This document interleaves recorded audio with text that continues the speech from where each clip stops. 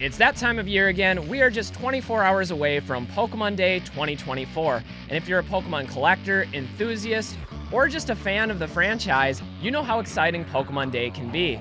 Now already there's been some major announcements, some products that are being distributed at local stores, and there's even been some rumors and speculations. In this video, we're going to cover it all and hopefully get you all ready for Pokemon Day. I'm Pokemon Classics. Let's roll the intro.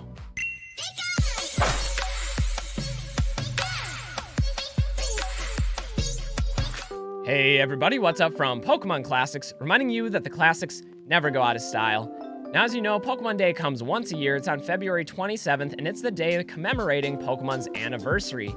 Now this year actually marks the 28th anniversary of Pokemon, going back to its initial origin, and already there's been some news, some offerings, as well as some speculations.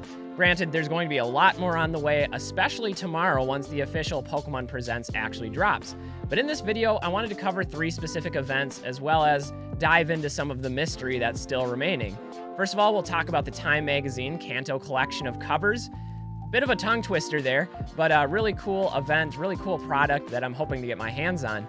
Also, in New York, they're celebrating Pokemon with a very special charity event over at the Empire State Building.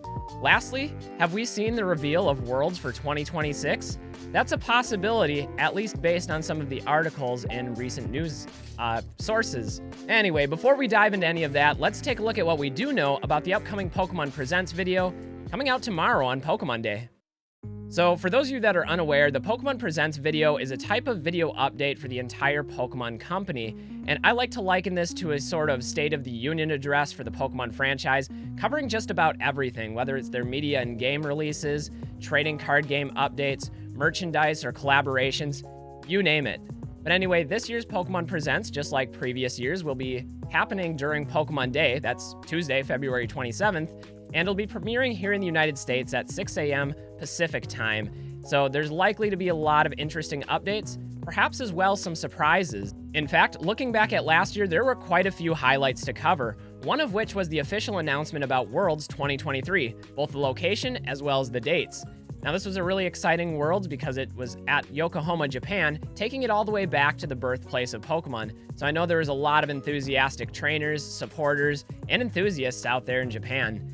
We were also given the release information and a brief preview of Pokemon Concierge, a Netflix series that took Pokemon in a very different direction, taking place in a tropical resort island paradise. Next, we were told about Paradox Pokemon, a new direction that the Scarlet and Violet series would be taking Pokemon, with both a prehistoric and futuristic flavor to some of these older Pokemon. Finally, one that was exciting to me, because it's in my name, Pokemon Classics. We were given the release and the timeline surrounding Pokemon Trading Card Game Classic, sort of a blending of vintage Pokemon and modern Pokemon into playable decks. It's a very high premium product, and I believe the most expensive to date that Pokemon's offered through retail. Obviously, the Pokemon announcements are just beginning, and there's going to be plenty more, but one announcement that was made public is the release of a Pokemon Day promo card for 2024. Now, this Ceruledge promo card features a Pokemon Day stamp on it, as well as the highly coveted, and my personal favorite, Cosmos holofoil background pattern. Now, these cards can be picked up at Best Buy, GameStop, Walmart, and Target, and I believe I read somewhere that you need to spend $15 in order to be eligible to receive one of these Pokemon Day promo cards. They're also available through the Pokemon Center website, and I believe there's a code that's already been released for it, and I think that code is PDAY2024. So if you're interested in getting your hands on a unique promo card with a stamp commemorating this year's Pokemon Day, there's something for that, and it's pretty widely available. We've also received news about Pokemon League special events that'll be happening during Pokemon Day. Some of these events will include tournaments, how-to-play sessions, as well as raffles. And according to PokeBeach, there's already been a number of unreleased promos that have been featured, sealed merchandise that'll be given out, stickers, figures, and just all sorts of unique prizes. Now, personally, I'm a big fan of league play and organized community building, so this is something that I feel very strongly about, and I love the idea of leagues getting in on the action to commemorate Pokemon's birthday.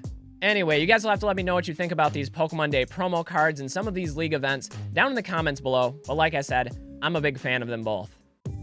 Now, this next story is admittedly not necessarily tied directly to Pokemon Day, but happens to correspond with it almost perfectly. And that's the release of a Time Magazine Pokemon edition that actually comes with 4 different collectible covers featuring each of the Kanto starters. You've got Squirtle, Bulbasaur, Charmander, and Pikachu. Now, apparently this is to commemorate the 25th anniversary of the 1999 Time Magazine, which was the first one to cover Pokemon right during its Pokemania phase during the first release. So I think this is a cool throwback, and I have to admit that these look really visually attractive. They're really nice. One other interesting note about this magazine is apparently it covers 2 of my fellow PokeTubers, Rattle Pokemon and SM Pratt, which is just further reason why I need to get my hands on these and read the articles for myself. I also really like the way these look, and I would like to display them here in my studio. I think it'd be great to have one of each of the starters up on the wall. So I've been watching these on eBay. Currently, they're selling for about $100 for the collection of all 4, which isn't real bad, but it's a little bit over market price at the moment. Still, really cool item. You guys will have to let me know what you think about these Time Magazine articles, as well as the different collectible covers, down in the comments below.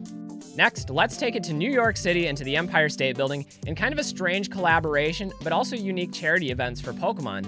Now, the Empire State Building is going to be lit up with the signature blue and yellow colors of Pokemon to commemorate Pokemon Day on February 27th. Now, this is going to start at sunset and go to about 2 a.m., according to news sources. And allegedly, the purpose behind this is twofold. One is to promote Pokemon Horizons, and already they've had Captain Pikachu out touring New York City and taking some glamour shots with the Empire State Building in the background. But 2, this is also a unique charity event, which I think is really cool. According to news sources, the Pokemon Company International has teamed up with a local charity called the Toy Foundation in order to give some relief and support to families as well as children in need. Now, they're donating $10,000 on Pokemon Day to this charity, and I think that's just a great collaboration between the city of New York and also the Pokemon Company. So stuff like this I think is really cool, and hopefully we'll get to see some pictures of the Empire State Building all lit up in its glory, celebrating Pokemon Day. Finally, this last story is a bit speculative, but does have a little bit of evidentiary support to back it up. But apparently, San Francisco could play host to Worlds in 2026. Now, this is according to the San Francisco Chronicle that originally broke the story after looking at some involvement from the Pokemon Company International in making reservations in and around San Francisco for massive amounts of hotel rooms. Now, if this is true, this will actually be the 10-year anniversary of the last time San Francisco hosted the Pokemon World Championships, which was in 2016. So that'd be kind of cool making this a 10-year anniversary or a homecoming of sorts for those that are native to California. Now, this would be unusual for the Pokemon Company to move this far in advance or to release information this early to the public. And in fact, if we look back to last year's World Championships in Yokohama, Japan, that's where it was first announced where this year's World Championships would be in Honolulu, Hawaii. And it's also worth noting that we still don't have any indication of where the World Championships would be in 2025. Those remain unannounced. So, is this information accurate? Maybe. It all depends on information provided by the San Francisco Chronicle, which alleges that the Pokemon Company wants to use the Moscone Center from August 28th to 30th to host the World Championships. Now, all of this is based on 21,000 room bookings that the Pokemon Company International has for those dates, and it's also worth noting that San Francisco has previously played host to the World Championships back in 2016, so presumably if they've done it before, they have the infrastructure available to do it again. Anyway, you guys will have to let me know what you think about the Pokemon World Championships potentially coming back to mainland USA in 2026. Personally, I love the idea of it. It's a little bit more accessible than somewhere like Honolulu, Hawaii, which is very expensive travel. But anyway, let me know what you think down in the comments below.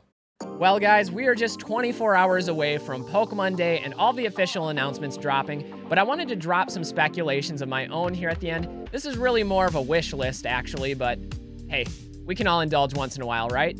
Anyway, one of the points that I wanted to bring up that I've also seen floating and circulating out on the internet is this year marks Johto region's 25th anniversary. It's 25 years of Pokemon Silver and Pokemon Gold, 2 of my favorite games of all time. So what I'm really hoping for when it comes to this year's Pokemon Day announcement is I'd like to see a remake of Pokemon Gold and Silver. I've also heard some rumblings and speculations about a Let's Go Johto game, which I think would be really cool, especially if it featured some of the more popular Johto Pokemon. And then finally, and most importantly, I'd love to see a reprint, a remake, featuring some of those Johto region Pokemon. There's so many great Pokemon from Generation 2.